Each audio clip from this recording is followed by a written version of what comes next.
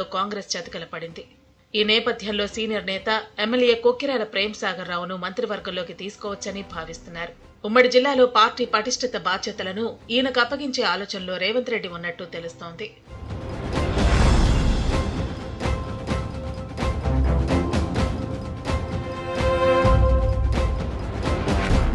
నిజానికి రాష్ట్ర కాంగ్రెస్ సీనియర్ నేతల్లో ఒకరుగా ప్రేమ్ సాగర్ రావు కొనసాగుతున్నారు. 25 ఏళ్లుగా పార్టీలో క్రియాశీలకంగా వ్యవహరిస్తున్నారు.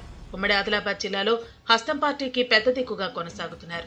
ఒకప్పుడు కీలక పదవులను అనుభవించిన పలువురు ముఖ్య నేతలు పార్టీ నుంచి బయటకు వెళ్లినా ఈయన మాత్రం అంకిత భావంతో పనిచేశారు. 10 ఏళ్లలో ఆర్థికంగా చితికిపోయారు. బీఆర్ఎస్ నుంచి ఒత్తిడి వచ్చినా తలొక్కలేదన్న పేరు ఉంది. ఆయా నియోజకవర్గాల్లో పార్టీ కేడర్ను బలోపేతం చేశారు. కొత్త నాయకత్వాన్ని తయారు చేశారు. అంతేకాదు, రేవంత్ రెడ్డి పీసీసీ అధ్యక్షుడైన తర్వాత నిర్వహించిన ఇంద్రవెల్లి దళిత గిరిజన దండోర సభకు అన్ని తానే వ్యవహరించారు. ఓ విధంగా చెప్పాలంటే తెలంగాణలో కాంగ్రెస్ కు ఈ సభ జీవం పోసింది. ఆ తర్వాత అప్పటి సీఎల్పీ నేత మల్లు భట్టి విక్రమార్క చేపట్టిన పాదయాత్ర బాధ్యతలను తీసుకున్న ప్రేమ్ సాగర్ రావు దానిని సక్సెస్ చేసి పార్టీకి ఊపు తెచ్చారు.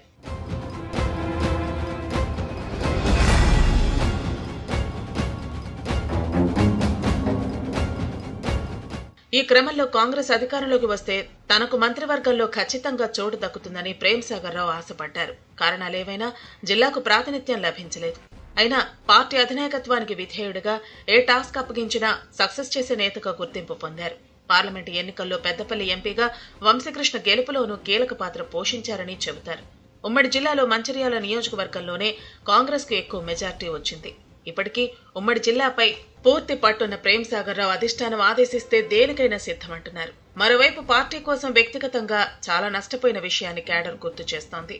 ఇప్పటికైనా ఈయన సేవలను గుర్తించి కేబినెట్ లో చోటు కల్పించాలని అనుచరులు కోరుతున్నారు. కాబోయే మంత్రి ప్రేమ్ సాగర్ రావు అంటూ ప్రచారం కూడా చేస్తున్నారు.